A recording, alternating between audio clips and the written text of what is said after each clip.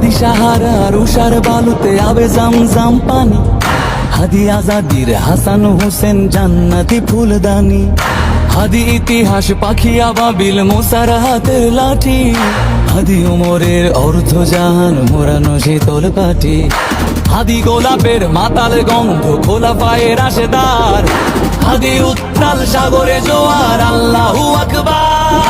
আবু বকরের সিদ্দিক থেকে আলোর ঝর্ণা এনে হাদি জেগেছিল তরুণ আলীর সাহসের সুধা টেনে।